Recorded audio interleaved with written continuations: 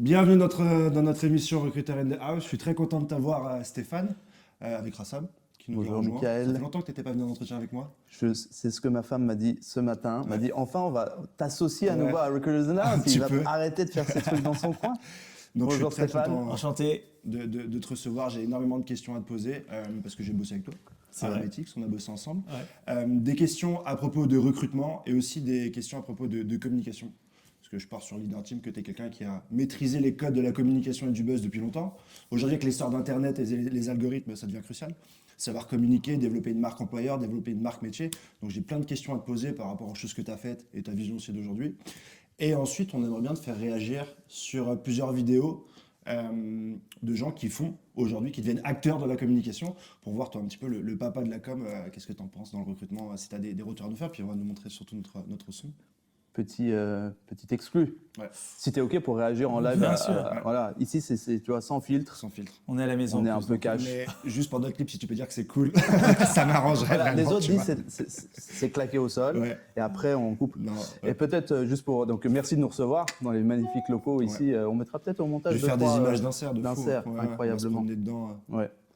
Très bien. Bah écoute, on démarre. Ouais, on démarre. Moi, déjà, la première chose, est-ce que pour ceux qui ne connaîtraient pas, je ne sais pas s'il y a des gens qui ne connaissent pas, mais voilà, histoire de lancer le truc, est-ce qu'en 2-3 minutes, tu peux te présenter qui es-tu, Stéphane? Alors, qui suis-je? Donc, je m'appelle Stéphane Boukris. Je suis entrepreneur depuis à peu près 15 ans. Ça ne me rajeunit pas tout ça. J'ai monté pas mal de boîtes dans la tech et dans l'entertainment. Beaucoup se sont plantés. Certaines ont pas mal marché. Qu'est-ce que j'ai fait de beau? J'avais remporté la BFM Academy à l'époque. C'est un peu la Star Academy, mais Ouais. beaucoup moins regardée que la Star Academy. Mes versions entrepreneur. J'ai monté à l'époque donc Ametix, c'est là où on s'est connus avec Patrick Bunand et Vincent Klingbeil qu'on a développé pendant 10 ans et qu'on a revendu au groupe La Poste. Ouais. À la suite de quoi je suis devenu postier. J'ai prêté serment, j'en sais un truc super Je me folklorique. souviens de ce poste-là. C'était assez marrant. Et je m'amuse quoi, depuis 15 ans. En fait, moi je suis un passionné de tout ce qui est entertainment. Donc même quand je suis pas dans le secteur, j'essaie de trouver un moyen de Ouais. faire de l'entertainment. Et même quand je suis dans la tech, dans les RH, dans les trucs qui ont 50 ans, 100 ans, j'essaie d'amener notre patte avec un truc un peu différent, différenciant pour se marrer et pour finalement convertir mieux. tout simplement. Ouais, Voilà. ouais, je pense que c'est le lien. Comment est-ce que tu es rentré dans le recrutement en fondant Ametix? Tu l'étais avant?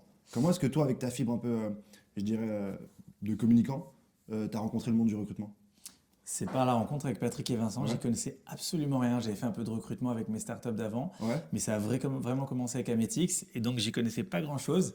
Et je me suis rendu compte en fait assez rapidement qu'on faisait tous la même chose, que c'était déjà super embouteillé il y a 10-15 ans Ouais. et qu'il fallait trouver un peu des hacks pour se différencier. Je me suis aperçu qu'il y avait plein de candidats sur le marché qui étaient ce qu'on appelle les invisibles. Les invisibles, c'est des gens qui ont tellement marre des recruteurs, qui sont plus sur les réseaux sociaux, qui sont introuvables. Et finalement, il faut trouver des petits trucs pour les dénicher. C'est pour ça qu'on s'appelait un peu le dénicheur de talent. Et trouver des trucs un peu marrants, un peu fun, qui leur plaisent, qui leur parlent, pour vouloir bien nous parler. Parce que finalement, si on fait tous la même chose, ça ne marche pas. Il y a quelqu'un qui dit c'est en faisant n'importe quoi qu'on devient n'importe qui. Ouais. Donc moi, j'aime bien faire n'importe quoi. Un grand homme. Un grand homme. Parce que c'était donc à l'époque Ametix, cette rencontre avec le monde donc ESN recrutement. Est-ce que c'était aussi le fait que le recrutement des devs et tech, c'était aussi là la rencontre avec ce monde, on va dire, de pénurie des devs, l'image des devs, comment on leur parle, comment on leur. Tout à fait. Et le truc, c'est que on a fait plein d'erreurs, on a fait des trucs marrants, on va en parler, on a fait Ouais. des trucs de fou. En fait, pour moi, c'est des tirs cadrés. On sort de la Coupe du Monde. À chaque opération, c'est un tir cadré. Donc on vise devant le but. Ouais. Parfois ça passe, parfois ça passe pas, mais le but, c'est que ça passe et de faire un truc qui a ses chances de passer. Et donc, c'est une population que je connaissais très mal, tout ce qui est dev, tout ce qui est PO, tout ce qui est UX. Et voilà, je me suis rendu compte qu'il fallait être super créatif si on voulait avoir une chance de leur parler, quoi. Et- En plus, à l'époque, ce qui est marrant, c'est que déjà, c'est eux qui nous faisaient passer un entretien. C'est pas nous qui faisions passer un entretien. Ça, tu l'as développé. Mais ça rebondit beaucoup avec ton message, parce qu'il faut se souvenir qu'à l'époque, maintenant c'est un peu plus démocratisé, mais les cabinets de recrutement, c'était costard cravate, costume, on te donnait un dossier de recrutement, tu allais le faire dans le coin, c'était austère. Les bâtiments étaient gris, l'intérieur c'était grisâtre, c'était du mobilier comme The Office. Et c'est la première boîte moi, que j'ai rencontrée, et je pense que c'était la vraie comme ça. C'était des locaux qui ressemblent un peu à ceux d'Excelsior aujourd'hui, très colorés, du violet, du Marvel, tout ça. Tu as assez bien compris les codes de la population des développeurs et des techs, et tu t'en as inspiré pour les mettre à l'aise en fait, quand tu les accueilles. C'est vrai. Et pour nous, ça nous faisait aussi plaisir. Ça servait à rien d'être sur un plateau à la Défense en costard cravate. Ouais. C'est chiant à mourir. On n'a qu'une vie. Et donc, on s'est fait plaisir. Et ouais, c'est vrai qu'on a, on a remarqué que ça plaisait aussi. Comment tu vois le truc? Parce que si on le regarde avec des grandes phases, donc il y a eu la grande phase, moi j'ai commencé à travailler dans les années 2006-2007 dans le marché du recrutement. Ouais. Donc les développeurs, c'était plutôt dans les grandes banques, dans les DSI, justement. Alors eux-mêmes étaient obligés de porter des costumes cravates en prestataires de services ou internes. Je dis pas que c'est la norme pour toutes les boîtes de l'époque, mais c'était quand même le gros. Ensuite, il y a eu l'arrivée justement des startups.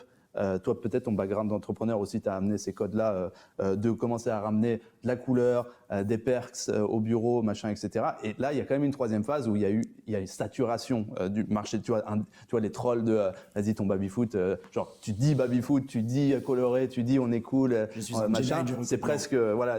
Et on peut le voir comme un peu pas old school. Tell me more. Old school. Ah oui, aujourd'hui c'est galvaudé. Admin. Ouais. Et c'est quoi ça? Ouais. Parce qu'en plus, je sais qu'on a fait beaucoup de procès et de trolls sur Ametix à l'époque, sur ces C'est clips-là, vrai. ces trucs enfin pas has-been, mais Too en much. tout cas, machin, too much. Il vaut mieux être has been que never been déjà. Ouais. Très bien, c'est pas la Mais- première fois qu'on te l'a fait du coup. mais- Mais comment, toi, c'est dans cette troisième Ouais. phase, comment quand tu as relancé une nouvelle boîte et tout, comment tu Alors, te positionnes par déjà, rapport à ça? nous, c'est vrai qu'à l'époque, on a essayé de faire pas mal de trucs, justement. Tu vois, même quand on a fait le concours du meilleur dev de Ouais. France, qu'on a créé le premier grand concours de dev en France, il y a des gens qui ont adoré, il y a des gens qui ont détesté. Le clip qu'on a fait à l'école 42, on va en Ouais. parler avec Doc Gynéco. On a reçu. En fait, c'était super clivant, mais c'est pas grave, ça a fait beaucoup parler et c'était le but. Mm.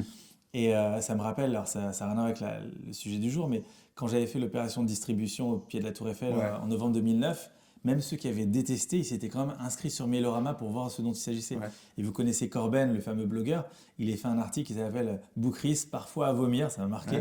Et à la fin, donc il fait un truc à charge sur 3 pages et tout, et à la fin il dit bon, je vais quand même m'inscrire sur Mailorama pour voir ce dont il s'agit. Ouais. Et finalement, même les gens qui aiment pas ce que tu fais, etc., bah, ils vont quand même s'intéresser. Donc l'idée, c'est Apple, c'est think different, c'est de faire des trucs un peu différents, différenciants, pour attirer un peu de lumière. Parce que voilà, si tu fais la même chose que tout le monde, tu t'en sors pas. Donc Pour rappeler, pour ceux qui connaissent pas, il a fait une opération marketing où tu as proposé de distribuer de l'argent dans Paris à 100 côté 000 de la euros Tour en Eiffel. petite coupure sans C'est contrepartie. ça. C'était 100 000. Et il y a eu tellement de monde que la police a dû intervenir et que tu n'as pas pu le réaliser à la fin, mais du coup, Ça l'action a a été donné faite. naissance à la loi Boucris, Ouais. qui est le volet 3 de la loi LOPSI 2 dans le Ouais. code pénal français. Donc, Ah ouais? si Il a vous voulez, modifié, pour cette incroyable, émission, ouais. distribuer de Ah, l'argent, ton vous tombez nom sous le dans code le de code loi. pénal. Exactement. C'est un truc de ouf. Et, Et c'est une belle opération. Il y a aussi, là, si on cite un peu les opérations, c'est le fait d'avoir pizza illimitée pour un referral. c'est vrai, ça on n'en Ouais. parle pas souvent dans les podcasts et Ouais. tout. On avait fait 2 opérations un peu marrantes, très rapprochées Ouais. sur une année chez Ametix. La première, c'était combien-je-mérite.com. Le site Ouais. n'existe plus, mais si vous regardez, vous pouvez voir des Ouais. articles dans l'IB et BFM.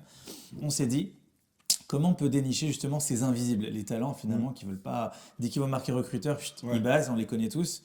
Comment on fait? Et on s'est dit, tout le monde a un bon fond de vanité finalement, et tout le monde veut savoir sa valeur et ce qu'il vaut et s'il peut pas mieux se vendre. Ouais. Et donc on a dit, on va faire une initiative complètement gratuite. Nous, on a des chasseurs, on a des sourceurs.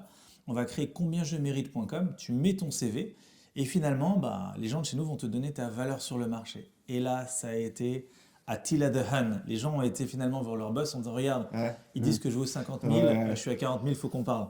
Ah, t'as mis un coup de pied dans la Carrément. fourmilière. Ça a fait un buzz. Nous, on a eu 5000 personnes qui nous ont envoyé leur CV. Et en On a plus, t'as recruté en récupéré. direct 30 personnes. À la suite de Ok. ça a été l'hécatombe. Et c'est des gens, en fait, ce qui est sympa, c'est qu'on les aurait jamais eus en temps normal. Ouais, Ils sont pas ouais. sur LinkedIn, ils sont Ouais, pas. ouais. À l'époque, il y avait Viadeo, il n'y a plus Viadeo, mais ils n'étaient pas du tout sur les plateformes. Donc ça, c'est sa première opération. Et deuxième opération, ça a tellement bien marché. Mes associés m'ont dit, il faut que tu fasses quelque chose d'autre un peu Ouais. fou et tout. Même pas 6 mois après, on a lancé un site qui s'appelait unandepizza.com. Et ça, Ouais. je crois que le site existe encore. Et en gros, c'était surtout pour les devs. Tu rentres donc ton nom, ton prénom, ton CV et la pizza que tu aimes le plus, donc la 4 fromages, la royale, l'orientale et tout. Et si tu es recruté, pendant 1 an, 1 à 2 fois par semaine, tu as une pizza gratuite. Ouais. Alors en soi, c'est marrant, on en a parlé, mais l'effet de gros hacking, parce Ouais. que c'était le gros hacking, mais ça ne s'appelait pas comme Ouais. ça, il était pour nous parce que finalement, le livreur de chez Domino's Pizza qui arrivait chez Alliance le mardi et le jeudi en disant la pizza pour monsieur Stéphane Ouais. machin, livré par Ametix. Et Ouais. les gens ils disaient mais c'est qui C'est qui Ametix? ces gens Et donc, bam, gros hacking et ça nous a amené plein de Ouais. buzz, donc ça c'était sympa. Moi, c'est comme ça que j'ai connu personnellement Ametix. Avant de vous rejoindre, Ouais. j'étais chez Tripia Ouais, et on me disait ouais Ametix, 1 an de pizza gratuite et c'est comme ça que la an de première fois que j'ai entendu le mot Ametix. c'est marrant, Ouais. ça nous a coûté quelques pizzas. Je reviens juste sur Ouais, bien deux sûr. des actions. La Ouais. première, c'est tu connais une boîte qui s'appelle Hidden Market Ouais, bien sûr. qui a pas repris parce que c'est un peu différent que le concept. Ah oui, ils ont mais repris, ils c'est m'ont quand dit, même- on a vu l'opération. C'est pareil. Julien et, Julien, ouais. le CTO, je me rappelle plus, mais j'ai pas mal. Tout à fait. Bah, Julien est venu me voir, j'ai C'est- dit c'est pas notre riff ici, si, Ouais, on s'est ça, inspiré c'est- exactement, ouais. on a vu le C'est buzz, moi, c'est on moi, a surfé ouais. dessus et c'est marrant ce qu'ils ont fait ça. c'est Donc marrant. effectivement, donc Ouais. ça nourrit notre débat de fond qui Ouais. est, ouais, t'as lancé quand même pas J'aurais mal dû de déposer tendances. l'idée, ouais. Mais là, Et le deuxième, c'est, je reviens sur ce truc de la Tour Eiffel parce que moi je Ouais. l'entends et j'ai quand même lu un peu un article sur, je sais plus, où tu répondais aux questions, où tu avais fait le droit à la préfecture, et Ouais. machin, truc. Mais concrètement, du coup, vous les avez pas distribués, vous n'avez pas réussi à les distribuer. Non, cet on a argent. fait un don au Vous secours avez fait quoi? populaire de ouais, 100 c'est 000 ça, euros, j'ai vu. Donc, déductible même là, à t'as rebondi 60% en fait. impôts. Ouais. Même là, t'as rebondi, je trouve ça ouf. Ouais. C'était incroyable, Ouais, franchement, ouais. c'était, bah, en Ouais. fait, on est passé de numéro 3 à numéro 1 sur notre marché. Ok. Ça générait 3 ou 4 millions de marge opérationnelle supplémentaire, buzz incroyable, Ouais. et non, c'était la folie, c'était vraiment Mm. la folie. Mm. Tout ça, tout le monde n'a pas kiffé, mais on s'est bien marré et ça fait du C'est buzz. quoi ton coup de com préféré parmi tout ça? Enfin, ou Ouais, peut-être ça qu'on n'a peut pas être sympa, cité. ça. Alors, ça n'a rien à voir. Il avait fait mes devoirs, tu sais, pour faire les devoirs des élèves à leur place, qui avait fait un buzz incroyable 6 mois Ouais. avant. Il y avait eu, j'avais aidé un copain sur une opération voiturevolée.com. On a fait plein d'opérations. Il y a une opération, moi qui aime bien le cinéma et la musique, une opération que j'aime beaucoup. Il y a une nana qui s'appelle Bénédicte, qui est la femme d'un copain, qui est venue me voir et qui me dit, Steph, écoute, faut que tu m'aides à lancer ma carrière de chanteuse. Je veux bien, mais moi j'ai arrêté tout ce qui était musique depuis quelques années. Elle fait, mais il faut que tu m'aides et tout, c'est ma vie, c'est mon truc. Elle fait écouter son album. Moi, j'accroche pas trop, c'est assez grungy, assez rock. Il y a une piste qui s'appelle Come and Dive qui est plutôt bien foutue. Et je dis ça, c'est pas mal, c'est la musique du prochain James Bond. Elle dit, mais qu'est-ce que tu veux dire par là? Je dis, bah écoute, on va l'envoyer à la MGM à Londres qui a les droits et on va essayer de le placer comme chanson du prochain James Bond. J'envoie, j'essaie de faire jouer mes contacts. Ouais. Bien sûr, ça marche pas. Elle est dégoûtée. Je fais, écoute, c'est quand même la musique du prochain James Bond. Là, elle pige pas trop. Et je dis, écoute, on va tourner une bande-annonce avec des images de Daniel Craig qu'on va détourer, qu'on va mixer avec des images réelles Ouais. et de toi et d'autres décors. Comme ça, on peut pas l'associer à un film existant. Les gens Ouais. qui verront ce truc, ils verront et ils reconnaîtront pas un film existant avec Daniel Craig. Et donc, on a tourné une super vidéo en 4K. C'était assez ouf. On a fait un coffret en marbre. On a mis une clé USB en forme de balle de pistolet, un communiqué de presse de Sony Pictures associé avec la MGM. Et on a dit, donc c'était 6 mois avant la sortie d'un James Ouais. Bond, on a dit voilà, le prochain James Bond en avant-première, voici le trailer Come and Dive. Ah putain. Et là, ça fait 180 parutions presse. Ok. En France, vous avez TF1, vous avez Métro, mais le monde entier en a parlé. Ouais. Et si vous allez, pour ceux qui nous regardent, si vous tapez Come and Dive sur le Los Angeles Times, c'est un peu le parisien de Hollywood, le LA Times, bah, ils ont titré James Bond, The Subject of a Pretty Convincing Hoax, le canular plutôt bien foutu. Ouais.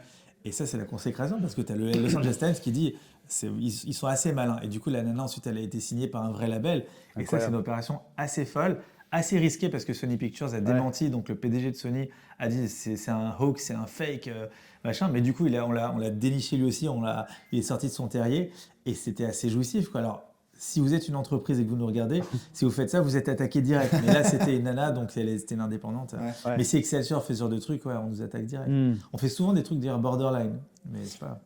Bah, moi, j'ai envie d'y venir et c'est là que j'ai envie de créer dans cette interview. Déjà, avant d'aller sur le côté borderline et les limites, parce qu'on doit t'imposer des limites tout le temps, est-ce que tu as fait ton auto-analyse? Tu sais d'où ça te vient, cette faculté à. Tu lâches pas en fait, mais c'est un truc de fou ce que tu as fait là. Tu lâches pas, tu creuses, c'est mort, tu peux pas me dire non, tu vas trouver un moyen de le faire. Aux États-Unis, ils disent he doesn't get no for an answer. C'est-à-dire, tu rentres, on te fait sortir par la porte, tu rentres par la fenêtre. Et c'est vrai que quoi qu'il arrive, en fait, souvent j'ai lancé des boîtes, j'ai lancé des startups et tu n'as pas forcément des gros budgets marketing de grands groupes. Et le buzz marketing, qui s'associe aujourd'hui au gros hacking, c'est un peu le marketing du pauvre. Donc, quand tu n'as pas des millions pour faire des pubs sur TF1 et en 4x3, il faut trouver des moyens d'être créatif. Et là, tu cherches des idées que les autres ne sont pas prêts finalement à faire. Et hier, je racontais une opération marrante qu'on a fait aussi qui n'a pas marché. Parce que là, toutes les opérations dont je vous ai parlé, c'était des super succès. Ouais. Mais un truc qui n'a pas marché, pour lequel je suis assez dégoûté, il y avait une marque de maroquinerie qui s'appelait Armory, qui nous avait commandé une opération de buzz marketing. Et donc, on a fait plein de volets qui n'ont pas trop mal marché. Et un qui était censé être l'apothéose et qui a été un flop total. On a fait une réplique du sac à main à l'échelle 5 ou 6,1, donc 6 fois plus grand que le vrai sac à main, composé sur la Statue de la Liberté à Paris. Donc on a été en pleine nuit sur l'île aux Cygnes, c'est en face de Beaugrenelle dans le 15e, et on a posé le sac à main avec les Yamakasi, du film Yamakasi, ils ont fait leur Yamakasi, Ok. ils ont posé le sac, et au moment où je pose, ils posent la lanière, moi j'étais en bas, J'entends la brigade fluviale qui dit messieurs arrêtez tout, qui est le responsable? Donc là bien sûr personne n'est responsable, on est tous des attachés de presse et personne n'a eu l'idée de l'opération et c'est un peu dommage parce que ça aurait été incroyable. Tony Parker l'avait fait 5 ans avant, il a mis un maillot des Spurs sur la Statue de la Liberté et c'était censé être un truc de ouf. Donc ouais, il n'y a pas vraiment de limite, faut être prêt à tenter, il faut être prêt à prendre des risques et souvent ça paye, pas tout le temps, mais c'est marrant, en tout cas ça fait des bons souvenirs. Ouais, tu m'étonnes. Et comme l'école, attends, juste puisqu'on est parti sur les idées de l'époque, à l'époque, il y a Xavier Niel qui annonce le lancement de l'école 42. C'était au mois d'avril de je sais pas quelle année, ça doit faire je sais pas, 6 ou 7 ans. Et on voit donc la fameuse photo où il est avec les 3 autres cofondateurs comme ça et tout, il fait la conférence de presse. Et on était à l'époque de Pâques et je me souviens, le soir, je sais pas, il était 23h, je parlais avec mon associé, je lui dis que j'ai une idée. Et il me dit vas-y fonce et j'envoie un mail ou un chat avec Xavier Niel et je dis Xavier écoute j'ai une idée, nous on est à Metix, on est une jeune boîte et tout, on fait du recrutement, un peu de presta, toi tu es sur le lancement d'une école, tu viens d'annoncer donc il y aura 1000 élèves chaque année, ce qui est énorme, je te propose quelque chose, c'est qu'on fait un engagement, une promesse formelle, ferme comme quoi on va recruter les 1000 premiers élèves de l'école 42. Et il m'a dit, banco, on y va, je te mets le service de Free, service de communication Isabelle à ta disposition pour faire l'opération de presse. Et si vous tapez sur Google, entreprise qui va recruter les 1000 premiers élèves de 42, on a fait un buzz. Et les médias sont devenus fous parce qu'ils se sont dit, normalement, quand tu sors d'une école d'ingé ou de commerce, tu as toujours en bas à droite, et votre fils ou votre fille aura un job 6 mois avant la sortie. Mais là, ce n'était pas avant la sortie, c'était avant l'entrée. C'est-à-dire avec la promesse d'Ametix, avant d'entrer à 42, tu avais la certitude d'avoir un job. Et donc, les journalistes sont devenus fous. Ils se sont dit, mais donc, ils ont un job avant de rentrer. Et donc, ça a fait un buzz. Ça a permis aussi de lancer l'école 42. D'accord. Et je pense que Xavier se l'est beaucoup plu parce qu'après, il nous a dit, lançons notre truc ensemble. Et c'est de là qu'est né le concours du meilleur dev de France, à l'école 42. Ok. C'est intéressant parce que bon, là, tu fais référence en plus à Free. Donc, moi, je travaille chez Free aujourd'hui. Quel regard tu portes sur on va dire, le paysage des entreprises corporate aujourd'hui, enfin corporate des entreprises aujourd'hui, en sachant que typiquement Free pour moi reste à part sur les 20 dernières années, ont toujours été très forts sur ces actions-là, et même aujourd'hui avec RIF, etc.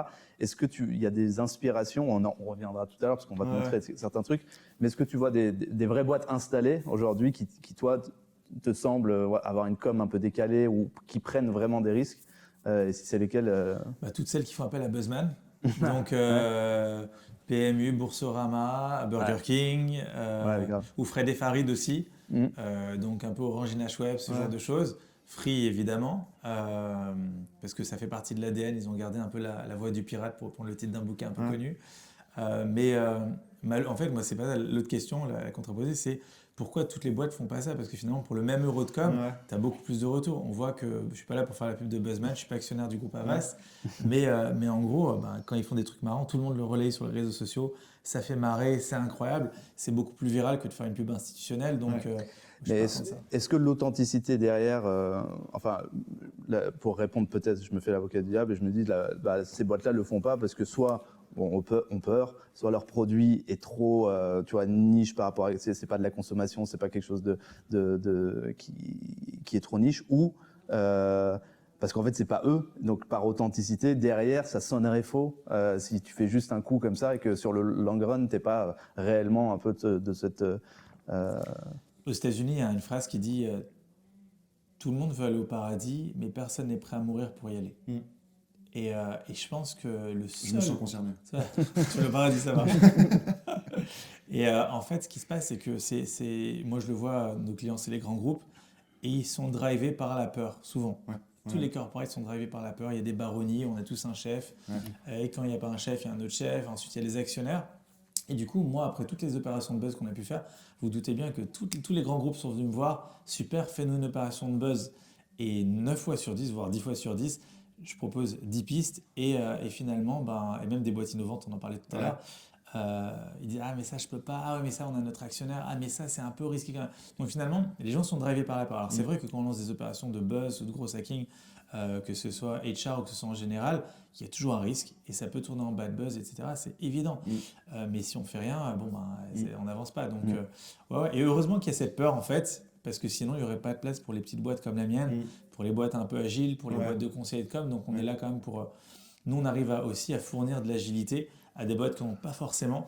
Mais c'est un peu triste parce que finalement, toutes les boîtes du CAC 40 auraient les moyens de faire des trucs complètement dingues et ils ne le font pas parce qu'ils sont drivés par la peur. Et leurs fournisseurs, Publicis, il y a des tonnes de créatifs, Havas aussi, et ils ont des briefs comme quoi il faut rester quand même dans les clous parce que vous êtes une grande banque, une grande assurance. Nous, on a un de nos principaux clients qui est le groupe AXA.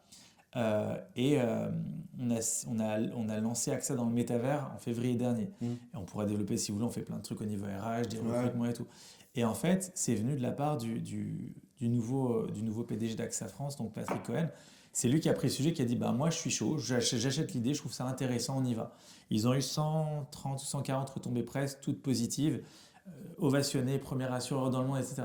Mais si ce n'était pas pour lui, mais personne, ni CN-1, ni CN-2, personne n'aurait eu l'idée même de proposer. C'est pour ça que c'est pas mal de faire des espèces de hackathons pour permettre à tout le monde de donner une idée, une boîte à idées. Orange faisait ça à l'époque pour voir un petit peu les idées qu'il y a et que ça remonte un peu bottom-up. Mais il faut un peu d'audace et tout le monde a peur, donc ça sort généralement des clous.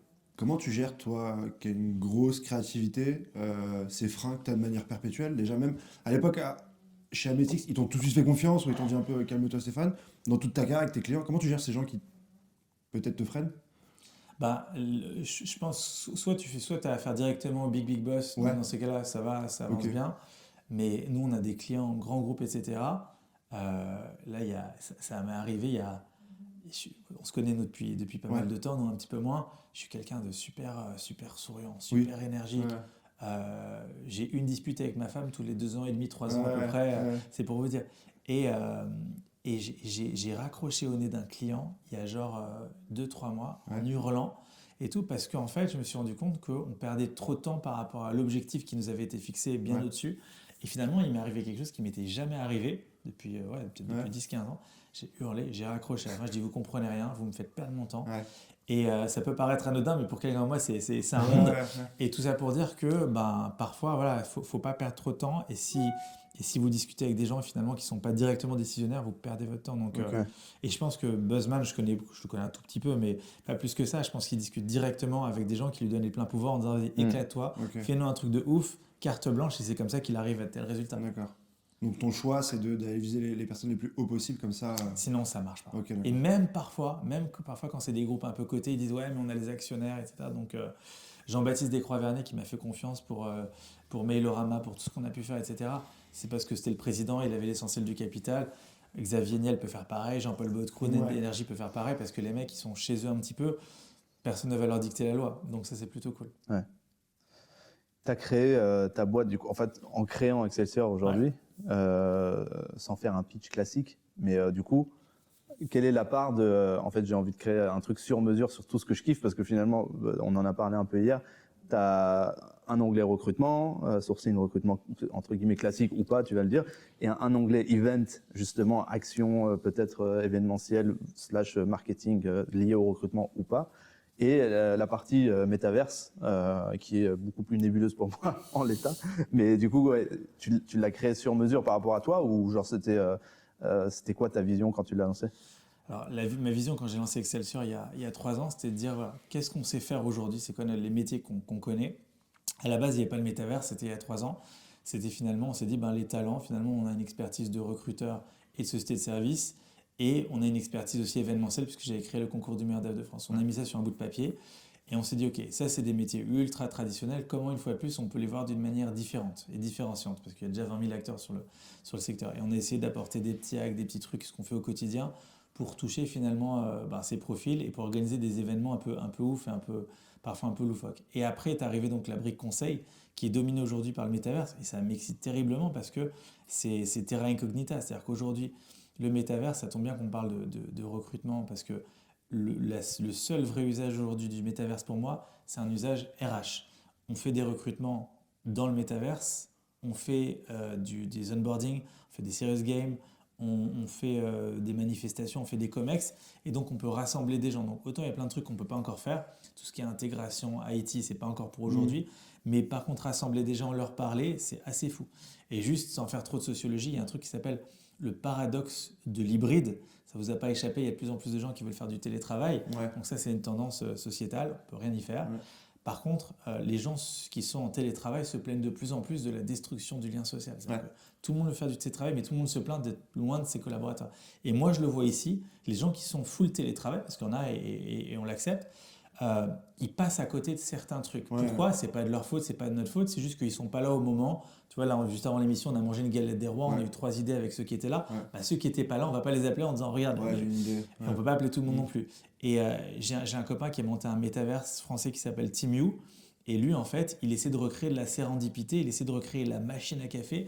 Donc, en fait, il met ton jumeau numérique en permanence dans le bureau, ce qui fait que tout le monde est à l'écoute de ce qui se passe en permanence. Alors, tu peux couper le son, mais ce qui est génial, c'est que Clément ou Mathias, qui n'est pas là, il est quand même là, il a une présence de son avatar, Ouais. on peut venir le déranger.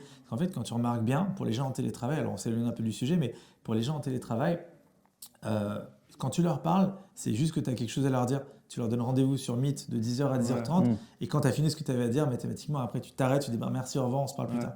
Et donc, ils sont là que pour des choses un peu subies et pas choisies. Et donc, c'est super important de recréer un peu de sérendipité, un peu de machine à café. Ouais. Il y a 2 mecs qui se sont rencontrés le 12 septembre 2001 à Mountain View chez Google, de salariés, et qui disent t'as vu ce qui se passe depuis hier, c'est la folie, machin. Il y a tellement d'infos et il n'y a pas d'agrégation de l'information. Et l'autre, il dit, mais pourquoi on ne créerait pas un truc d'actualité chez Google? Et l'autre dit, bah ouais, ils ont créé Google News, Google Actualité, qui est un des services de ouf. Et ça n'aurait pas pu avoir lieu si les mecs étaient tous les deux en télétravail. Donc, c'est pas que le télétravail n'est pas bien, c'est juste qu'il faut les bonnes solutions et le métaverse est une bonne solution. Bon, on s'éloigne un peu du sujet même si c'est Non, un des c'est communiqués. hyper intéressant. Moi, ça alimente, Du coup, réflexion techniquement, sur toi, plein tu de as des équipes qui peuvent développer des solutions ou tu es plutôt en sur interne. le concept? Ouais. En Alors interne. nous, on développe pour Crédit Agricole, c'est public, pour AXA, pour pas mal de monde, on a développé leur jumeau numérique de l'entreprise. Ils ont des velléités assez différentes les uns et les autres, mais en gros, ils ont chacun leur bureau dans le métaverse. Ils font des conférences, ils font des comex. On a eu la chance de recevoir la Matmut ou L'Oréal et on leur organise vraiment des réunions dans le métaverse. Et sur un projet comme ça, pour en revenir sur de viser directement le plus haut niveau pour tout de suite avoir, ce que j'imagine, tu vois, AXA et CA, de principe comme ça, c'est pas forcément ceux qui tout de suite voudraient avoir des avatars et se balader dans les bureaux, dans le parc, Cosmos, roller coaster, machin.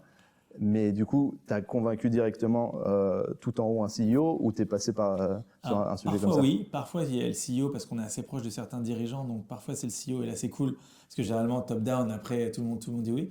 Et parfois, il y a des N-3 du CEO ou N-2 qui ont dû se battre pour faire valider les projets. Moi j'ai vu des N-3 du PDG prendre des balles, pas pour nous mais pour le projet, en défendant le truc becs et ongles. Vraiment, ils ont sacrifié le truc parce qu'ils croyaient à l'idée et c'est cool quoi. C'est vraiment parce que généralement c'est toi qui te bats pour vendre ton idée. Là, tu as des gens en interne qui sont acquis à la cause et qui défendent le projet, donc c'est plutôt cool. Qu'est-ce qui te rapporte le plus d'argent entre ces 3 paniers aujourd'hui? Entre les talents, les événements et le conseil, c'est le volet talent encore. C'est le volet talent qui est légèrement majoritaire chez nous. On fait près de la prestation de service. On a quasiment on a 70 consultants aujourd'hui. Donc, qui run, donc forcément. Des runners. Des runners, donc c'est Comme à une grosse l'ancienne. activité. D'ailleurs, si vous avez besoin de talent, n'hésitez pas. Vous avez alors, le site n'est pas Excelsior, c'est Xior.com. C'est un peu tordu parce qu'Excelsior n'était pas dispo. Mais donc on a cette partie talent qui drive beaucoup d'activités sur. Alors, en fait, pour reprendre la question que tu posais, c'est en gros, c'est quoi l'idée, c'est quoi la vision? Moi, j'ai dit aux gens avec qui j'ai lancé la boîte, je leur ai dit, écoutez, on va faire ce qu'on sait faire, on va le faire d'une manière fun et dans notre métier et dans l'esprit de la boîte. Et après, une fois que la fusée aura décollé, parce qu'on n'est pas philanthrope sur cette activité, on va faire des choses de ouf et on va adjoindre des activités un peu plus fun et un peu plus pure player aussi. Et là, on est dans la 3e année d'Excelsior. On est rentable depuis 1 an, 10 millions de chiffre d'affaires. On commence à rentrer dans la phase un peu marrante, même si on se parle depuis 3 ans, mais un peu stimulante dans le sens où on a les coups des franches, la légitimité, le momentum finalement, le mojo, pour commencer à faire des trucs un peu ouf à tous les niveaux, prendre des risques, se tromper encore plus que ce qu'on a fait jusqu'à présent. Et ça va de plus en plus vite et c'est cool. Donc là, faut nous suivre parce qu'il va se passer des trucs assez marrants dans les prochains mois. Et on fait venir des artistes. On a fait, alors j'ai pas le droit de citer de nom parce qu'on a signé des NDA. On a fait venir une des principales chanteuses françaises sur scène ici il y a 6 mois. On a fait venir un des plus grands humoristes. Dans 1 mois, alors je sais pas quand vous allez diffuser, mais bon, bref, le 2 février. Il va charbonner ce week-end, c'est dans 3 jours. Voilà. Dans 3 jours, on va ça. Bon, alors, je ne dis pas le nom, mais le 2 février, Salvagram, on organise Tech Challenger, énorme event. Si vous voulez venir, c'est gratuit, inscrivez-vous auprès d'Excelsior. Et l'événement sera clôturé par le plus grand rappeur français depuis 10 ans, le plus gros vendeur de disques de rap depuis 10 ans. Donc ça va être ouf, c'est Salif. ça. Ah non, ça c'est que pour moi. Et ce sera pas Snoop Dogg, parce qu'il y a des gens qui me disent, c'est pas Snoop Dogg, mais voilà, on va avoir un rappeur de ouf qui sera là. Donc on fait des trucs marrants, on fait des trucs sympas, on n'a aucune limite. Donc ici, quand quelqu'un a une idée, alors on va rarement jusqu'au bout. C'est-à-dire sur 100 idées, il y en a 2 ou 3 ou 5 qui vont jusqu'au bout, il y en a une ou deux qui sont vraiment pertinentes. Alors tu vois, dans les trucs de buzz, parfois moi je m'accroche énormément. J'ai eu une idée il y a 3 ans, au début d'Excelsior, c'était dans les cartons et à un moment j'ai dit à notre directeur marketing Mathias, j'ai fait écoute, faut que ça sorte, c'est une bonne idée, on met du budget, on verra après et ça s'appelle lafaketech.com, donc comme la French Tech mais lafaketech.com et c'est un site de fake news sur la tech, c'est un peu le Gorafi de la tech, avec des idées complètement saugrenues, farfelues et chaque jour tu as un article un peu mytho on a quelques milliers de visiteurs uniques par semaine. C'est pas la folie, c'est pas le Figaro en termes d'audience, mais j'y crois beaucoup. Je sais pas comment ça va se plugger. Alors bien sûr, c'est de la tech, donc on arrivera à trouver un lien, mais pour l'instant, on l'a pas encore trouvé. Et l'idée, c'est c'est une petite opération de buzz marrante, on s'est assumé, donc c'est by Excelsior. Et pour l'instant, c'est un budget qu'on met dessus avec un rédacteur, une équipe. Question, et après peut-être on passera sur la partie plus réaction, mais nous on est beaucoup présents sur LinkedIn et notre communauté de recruteurs forcément de fait. Et justement tu disais ça, je me disais la communauté LinkedIn pourrait être très consommateur de ce type de blagues, business, tech et tout. Est-ce que c'est quoi toi ta présence aujourd'hui business sur LinkedIn, personal branding sur LinkedIn, comment tu vois LinkedIn et comment tu l'utilises? Très bonne question. Ça a beaucoup changé. Depuis 2 ans, je dois passer la moitié de mon temps sur LinkedIn. LinkedIn, c'est, je ne suis pas actionnaire de Microsoft, mais LinkedIn, c'est une grosse partie de ma vie aujourd'hui. Je me suis pris au jeu avec les bons et les mauvais côtés. Les bons, c'est que tu rencontres des gens extraordinaires, c'est un drive de business pour les développer, mais complètement dingue à tous les niveaux. Mauvais, c'est qu'on est devenu un esclave de l'algorithme de LinkedIn. C'est-à-dire qu'on ne fait pas les choses telles qu'on les aurait fait naturellement, mais telles que LinkedIn les apprécie pour que ça fonctionne. C'est-à-dire que moi, j'ai pas envie en temps normal, je ne me serais pas levé à 6h pour poster un article entre 7h et 7h30 pour bénéficier de la fenêtre de tir et l'accélérateur. J'ai pas envie de répondre à chaque commentaire. Il y a des gens qui disent Stéphane, super ton article. J'ai pas envie de dire merci pour ton super. Et des fois, ça n'a pas de sens. Et donc, on est un peu esclave de tout ça pour avoir plus de reach. C'est un peu dommage, mais ça, c'est l'algo qui est comme ça. On est signé pour ça. Mais aujourd'hui, LinkedIn, c'est une énorme partie de ma vie. C'est une énorme partie de ce business. J'estime qu'on fait 20 ou 30% de notre chiffre d'affaires directement ou indirectement grâce à LinkedIn. Faut pas qu'ils l'entendent parce que sinon ils vont augmenter les tarifs. Mais on leur lâche beaucoup d'argent aussi. Donc, et du coup, ils m'ont repéré. On est partenaires. Ils m'ont mis en LinkedIn, je crois, influenceur, solution, je sais pas quoi. Et non, c'est cool. Et tout le monde est sur LinkedIn aujourd'hui. À part les invisibles, ceux qui veulent pas être vus et ils se cachent de LinkedIn. Mais Je posais la question parce que ce matin, tu as fait un post à 7h, je crois. Dès que je me suis levé, j'ai dit voilà. Et c'était une annonce assez forte. Je ne sais pas si tu as envie d'en parler ou si tu es OK pour en parler. Avec plaisir. En même temps, tu as fait un post LinkedIn dessus. Il y a 20 000 personnes qui l'ont vu, donc ça va. C'est que tu as décidé d'augmenter de 5% toute ta boîte, tous tes salariés. Je ne sais pas combien vous êtes du coup, mais. Qui sont là depuis plus d'1 an. OK. Pourquoi? Parce qu'en fait, il y a eu une inflation de 5,2% en France l'an dernier. Et je trouve ça plutôt... En fait, j'ai parlé à quelques-uns de mes collaborateurs et comme ça, au milieu des nanas, et je leur ai dit tu penses quoi de l'inflation? Il y en a certains qui ne comprenaient pas forcément ce qu'était l'inflation. Et je me suis dit, c'est dingue, c'est-à-dire que si on ne fait rien, en fait, avec une inflation à 5%, ils vont perdre 5% de pouvoir d'achat sans s'en rendre compte. Et je pense qu'il y a plein de gens qui ne comprennent pas forcément comment ça marche. Je pense que ce n'est pas super compliqué, mais ce n'est pas leur sujet, ce n'est pas leur intérêt. Et j'ai annoncé, alors en frontal contre la décision de notre CFO, j'ai annoncé qu'on allait augmenter donc, tous les salariés qui sont là depuis plus d'1 an, donc qui ont été frappés par l'inflation, on les augmente tous au minimum de 5%. Ceux qui ont bien performé, ils auront forcément plus. Mais pourquoi? Parce que si on ne fait pas ça, ils perdent 5% sur leur salaire. Et alors, moi, on m'a posé c'est ce que je mettais dans le post, il y a 3 réflexions par rapport à ça. On m'a dit donc est-ce qu'ils comprennent l'économie et l'inflation? La réponse est non. La plupart des gens ne comprennent pas forcément l'inflation, mais il ne faut pas en profiter pour autant. Il ne faut pas nécessairement capitaliser sur leur méconnaissance parce que ce ne serait pas cool, ce ne serait pas honnête. Et s'ils s'en aperçoivent, ils vont dire tu m'as eu. Deuxièmement, est-ce qu'ils le méritent tous à un instant T, ces 5%? Pas forcément. Mais l'idée, c'est que moi, je ne veux pas qu'il y ait 2 équipes, je veux qu'il n'y en ait qu'une seule avec que des gens qui performent et tout leur donner. Donc, on finit toujours par garder que les meilleurs finalement et eux, on doit tout leur donner. Donc, eux, c'est légitime. Et le troisième point, c'était oui, mais Stéphane, tes fournisseurs, eux, j'étais à midi à la pizzeria et on m'a annoncé que la pizza avait pris 5 €. Même les fournisseurs au restaurant augmentent leurs prix. Donc, ce serait logique aussi de nous augmenter les prix. Et je disais que ce n'était pas forcément la bonne chose à faire parce que si tout le monde augmente ses prix, on se fait le jeu de l'inflation et in fine, ça finira par tuer le business parce que trop d'inflation, ça tue la demande et ça tue l'économie. Donc, à nous de faire plus de volume en 2023. Donc, c'est pour ça qu'il faut faire travailler Excelsior. N'hésitez pas si vous avez des besoins en recrutement ou autre. Et non, il faut faire plus de volume, il faut se retrousser les manches. Et après, je finissais par un clin d'œil en disant que ce que je disais, c'était c'était parce qu'il n'y avait que 5% d'inflation. En Turquie, tu as eu 73%, en Argentine, aux alentours de 200, au Venezuela, on est à 250. Bien sûr, ce ne serait pas possible dans d'autres pays, mais si c'est que 5%, on se battra pour compenser ces 5% en 2023. Et mes collaborateurs, ils n'ont pas à pâtir du fait que l'économie a pris un coup dans la gueule. En tout cas, moi, ça m'a inspiré sur 2 points sur tes explications. C'est que bien sûr, il y a plein de boîtes qui peuvent écouter en disant c'est gentil, mais typiquement le jour de 20, quand est-ce que ça s'arrête? Quand c'est 23, 40%, tu vas faire pareil. Ou c'est gentil, lui il a 20, 30, 50 salariés, nous on en a 3000, comment on fait et tout.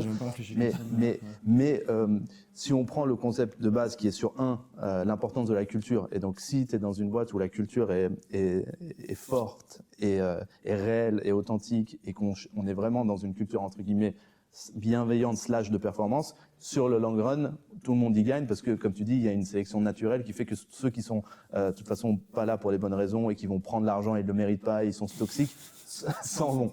Ça, c'est intéressant parce que du coup, tout le monde peut commencer à appliquer, sans forcément augmenter tout le monde, mais commencer à réfléchir qui sont les éléments sur le long run. Et le deuxième, c'était l'honnêteté, tu vois, de dire c'est pas parce que quelqu'un ne sait pas ou comprend pas ou moi je vois un coup d'avance que je vais, même si je n'augmente pas tout le monde, aujourd'hui, je peux au moins dire, en fait, ça c'est la réalité. On peut pas aujourd'hui, mais au moins je suis réglo avec vous et je vous le dis et on essaye peut-être on est en train de.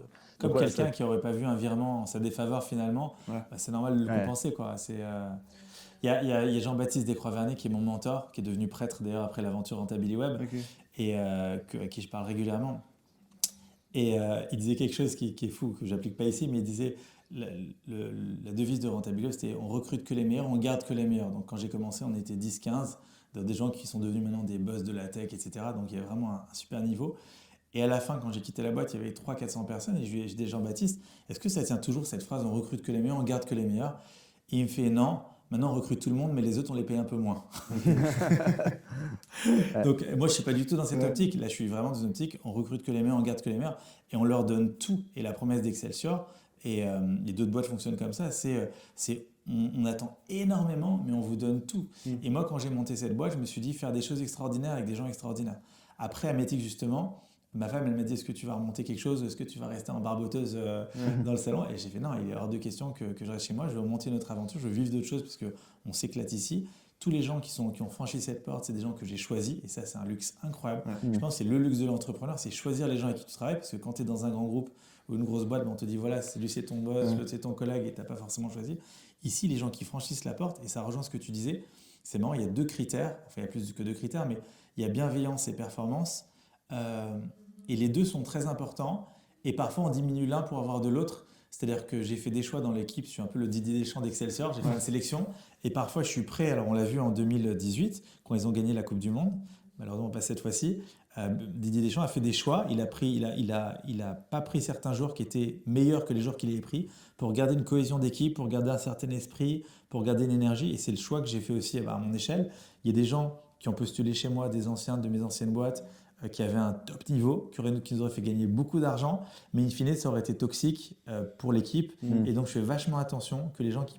Jean-Baptiste disait toujours, il disait une entreprise, c'est comme une chaîne. Si tu as un maillon qui est pourri, la chaîne, elle casse. Donc, tu as beau avoir tous les maillons qui sont super solides, s'il y en a un qui est fébrile, bam, ça casse. Je pense que c'est intéressant, notamment sur le concept du meilleur, ceux qui écoutent, que le concept du meilleur, c'est pas meilleure école, meilleur développeur, meilleur vendeur, celui qui a les meilleurs chiffres, mais vraiment un mix de la performance, de l'état d'esprit et de potentiel aussi, parce que peut-être que tu recrutes quelqu'un tu vas miser, tu vas faire un pari et dans 3 ans, c'est quelqu'un qui sera monté beaucoup plus vite en termes de courbe de compétences. Et c'est très en vogue aujourd'hui, mais c'est la réalité de pouvoir miser, que ce soit junior ou senior, sur des compétences et sur un potentiel d'état d'esprit, d'engagement, etc. Il y a une équipe aux États-Unis de l'armée américaine, je ne sais plus comment ça s'appelle, c'est Delta 6. Tu sais, c'est les super guerriers, je sais pas comment ils s'appellent. Ah, c'est Simon Sinek qui fait la courbe Exactement, de trust, tu l'as vu, ouais. exactement. Et il dit, en fait, et ces gens-là, donc c'est ceux qui ont été butés Ben Laden et tout, c'est les gens qu'on envoie vraiment pour faire les trucs de l'impossible. Et c'est les meilleurs militaires américains, donc l'élite de l'élite. Et justement, Simon Sinek, il disait, voilà, comment ces gens-là sont recrutés. Et bien sûr, ils ont un très très bon niveau tous, mais il y a aussi la fiabilité. Il faut que ces gens soient fiables. Donc, ils préfèrent parfois prendre des gens qui sont légèrement moins fiables, D'accord. même s'ils sont très fiables. Ouais. Voilà, c'est un mix entre la compétence et la fiabilité, parce qu'en situation de crise et de tension, il faut pouvoir compter sur les autres autant que sur le niveau de tir, etc. Donc, ça, c'est vachement important. Ouais, quelqu'un qui est moyennement bon, mais très très fiable, est plus intéressant que quelqu'un qui est très très bon, mais très peu fiable en gros dans sa courbe. Exactement. Moi, j'ai une dernière question avant de te faire réagir. Si demain, tu as un moyen illimité, c'est quoi que tu feras en action de com? Tu peux aller dans l'espace, tu as toutes les stars, Il a dit, c'est déjà le cas, mon gars. Ouais. Tu me prends pour qui? On en parlait juste avant, mais peut-être on va le faire, et peut-être avec vous, je sais pas, mais spoiler alert, attention, on a suggéré à une boîte il n'y a pas longtemps de faire passer des entretiens dans Space Mountain et Euro Disneyland Paris, et ça je trouve ça très fun. Alors c'est pas envoyer quelqu'un sur l'île, mais je trouve ça marrant, c'est le genre de truc qu'on aime bien faire, c'est décalé, et ça parle aussi aux candidats. On a fait un sondage forcément sur les candidats, et tout le monde est bouillant pour le faire, et ça change des job fairs, etc. C'est première idée. Deuxième idée, attention, je donne les idées à tous mes concurrents, c'est fantastique. C'est de faire une soirée marathon Game of Thrones avec le casting de Game of Thrones. Avec Tyrion Lannister qui arrive, les gens en épée comme ça, etc. Déguisés. Et t'as les vrais acteurs qui débarquent, etc. Il choisit que des trucs impossibles pour le commun des mortels. Comme ça, il sait qu'il On a les accès. peut le Et faire. Christopher Lloyd, donc, avec qui on est en contact pour le faire venir, il est âgé, il a 84 ans, mais Emmett Brown de Retour vers le futur pour faire pareil. Donc on a la salle là-bas Retour vers le futur pour faire une diffusion du marathon. C'est des trucs un peu fun, marrants. Et en fait, c'est des trucs qui marquent, qui marchent et qui marquent. C'est-à-dire qu'à la fin de Excelsior, que ce soit dans 3 ans, 5 ans ou 20 ans, tu vois, à Metix, je ne peux pas te dire le nombre de recrutements qu'on a fait, le nombre de missions, et j'ai vaguement une idée des gens qu'on a eu, mais ce qui marque, c'est les opérations qu'on a faites. C'est les trucs marrants, et même les trucs qui sont plantés. Mais tu vois, là, quand on parle d'Ametix, pourtant, il y a eu des millions de chiffres d'affaires, il y a eu une croissance. Pourtant, ce qu'on retient, c'est les événements et c'est les opérations un peu de buzz. C'est ce qui ont fait marrer un peu les gens et c'est ce que les gens ont le plus retenu. Donc, ça vaut le coup de tenter des trucs. Mais je pense qu'il faut se débrider, il faut se désinhiber. Et quand on propose une opération, il faut se dire, voilà, tu vois, là, il y a une boîte de crypto qui nous a proposé, qui a dit, faites-nous une opération de buzz marketing. Et je leur ai dit, juste, il faut que vous sachiez que ça ne marche pas à tous les coups. Ce n'est pas une recette magique. C'est comme du SEO, finalement. On va essayer d'eux. On tente. Ça peut partir en cacahuète. Mais et il faut être prêt aussi à se faire, tu sais, tu me parlais des critiques par rapport à notre clip avec Doc Gynéco, Dombal ou Jean-Claude Van Damme. Il faut être prêt quand on fait des trucs à se prendre des claques. Et je dis ça parce que moi, en 2009, quand j'ai commencé mes opérations de buzz, j'étais pas prêt. Et quand tu as, surtout sur Twitter, parce que c'est le réseau anonyme et le réseau un peu de la haine, quand tu te prends des milliers d'insultes à titre perso, au début, ça fait un peu peur, ça fait un peu mal, mais il faut juste se dire ça va arriver. Alors si ça n'arrive pas, c'est très bien. J'en ai pris des belles aussi sur Twitter. Quand au 7 Empire, on n'est jamais déçu. Donc, il faut juste se dire, tu as des mecs que tu connais pas, qui vont t'insulter, qui vont te menacer de mort. Moi, au moment de faitmesdevoirs.com, il y a un professeur de l'éducation nationale qui m'a envoyé un courrier en me disant, je vais me laisser pousser les ongles pour pouvoir te crever les yeux. C'est un des trucs qui m'a marqué. Belle image. Voilà. Et heureusement, du coup, je me coupe les ongles depuis. Et Et donc, et tout ça pour te dire qu'il y a de la haine. Et que c'est extrêmement clivant. J'avais un ami, un mentor, malheureusement, qui est parti il y a quelques mois, qui était Bernard Tapie. Et j'allais le voir toutes les semaines pour des conseils, pour du coaching. Et une ou deux fois, j'ai mis une photo sur LinkedIn en disant, voilà, grand monsieur, grand entrepreneur. Et c'est fou parce que Bernard Tapie, j'avais 14 000 trucs positifs, 14 000 trucs négatifs. Et c'est un mec qui était ultra clivant. Les gens l'adorent ou le détestent. Il n'y a pas de gens qui le trouvent moyen. Et c'est assez marrant, assez fou. Et je pense qu'on ne fait jamais l'unanimité. Moi, j'ai fait pas mal de posts maintenant depuis 2 ans. Il y a des trucs qui ont fait 1 800 000 vues parfois. Et je me rends compte que tu as toujours des haters, toujours des gens qui n'aiment pas. Et c'est pas plus mal, ça nourrit le débat. Il faut juste être prêt à ça. Quand tu lances une opération, un truc de fou, si tu fais un truc assez décalé, tu auras toujours des gens qui vont critiquer.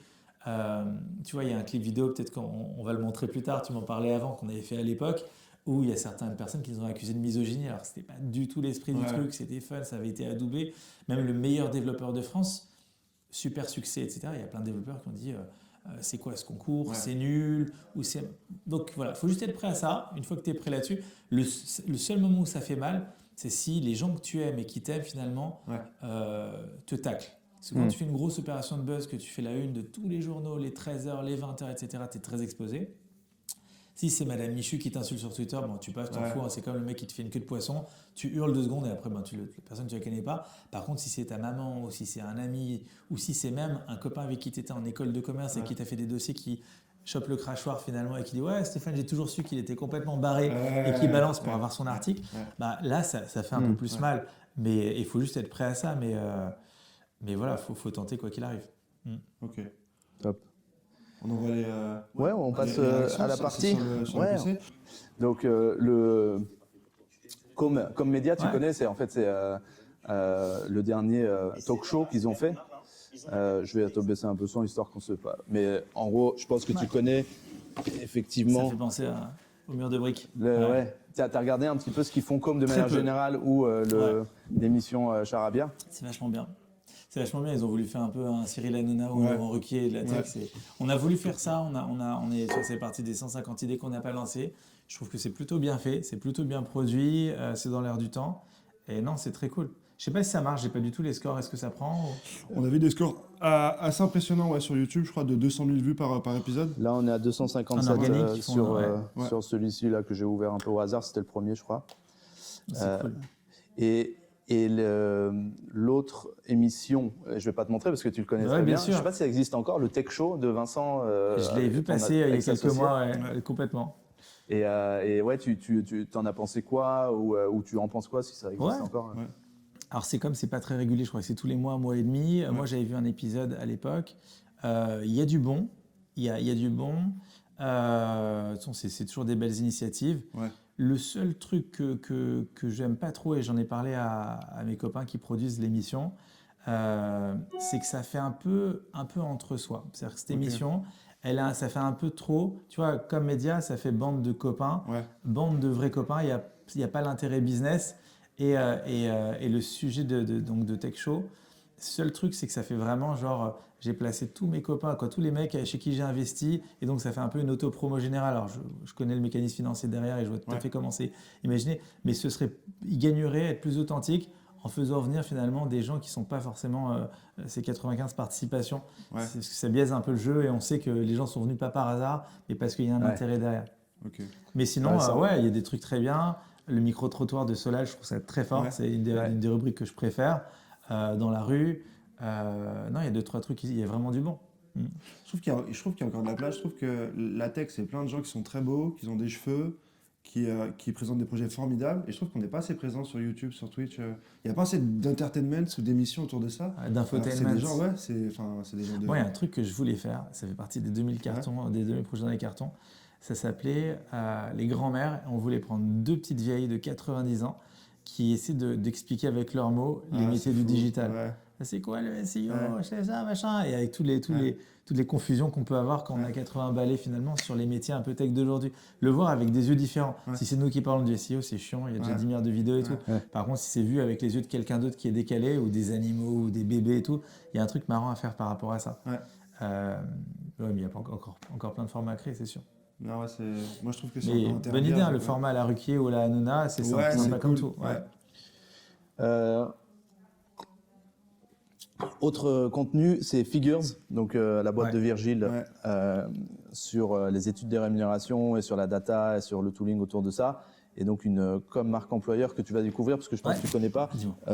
Et hop, je te le fais. Ça c'est ils avaient fait une première vidéo un peu marque employeur où les employés parlaient de la boîte et de Virgile un peu sous contrainte. On sentait que c'était pas vraiment. Et en gros, c'était ça la blague. Et là, 1 an après, ils en ont refait un. Je te fais voir. C'est du coup.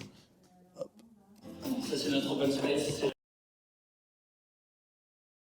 Ça fait penser à la vidéo que fait Maurice Lévy et Arthur Sadoun. Et avant, c'était que Maurice Lévy, tu sais, pour les vœux de chaque année. Je ne sais pas s'ils l'ont fait cette année, mais ils l'ont fait depuis 20 ans sinon. Et c'est la carte de vœux en vidéo de Publicis. Et ce qui est génial, c'est que c'était un des seuls groupes finalement du CAC 40, peut-être le seul, à faire preuve d'autant d'autodérision, autant aussi décalé.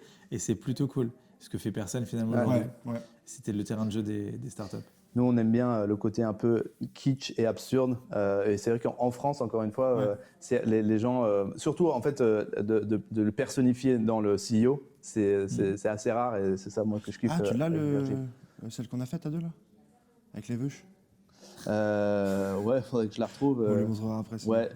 Je peux les. Vous nous faites une Ken Kojandi quand il avait des cheveux. Ah ouais, on a fait une vidéo en costard cravate avec des veuches. Et mais du coup, Tiens. hop, ouais, vas-y, de toute façon. on peut- Ça me fait penser à un truc, je sais pas pourquoi je pensais à ça, mais je pensais les cheveux, le corps, etc. Il y a un truc qu'on voulait faire aussi, au début d'Excelsior, peut-être on le fera plus tard, Ouais. c'est une opération de buzz pour assurer, c'est complètement bizarre ce que j'ai dit, assurer les mains, finalement. En fait, tous les gens qui bossent dans le digital, des devs, des Ouais. PO, des DevOps, ce que vous voulez, en fait, s'ils n'ont plus de mains, ils ne peuvent plus bosser. Ouais, Comme c'est un fini, dentiste. ouais. Et un dentiste, il est assuré. Mais pas un Ouais. dev, etc. Donc, monter une police d'assurance en partenariat avec Alan ou je ne sais pas qui, pour cette population-là, pour leur assurer finalement leurs mains, parce que c'est ce qu'ils ont de plus cher au monde. Ouais. Les mecs qui vont au ski, Ouais, ils ça se cassent serait les deux ouf, mains, plus de boulot. Ah, ça serait. Ça, c'est ce Ou en qu'on- partenariat avec Alexa, sinon après ils contrôlent en vocal. Ok Google. ça, c'est quand on avait fait l'émission avec Virgile, juste pour l'annoncer, justement.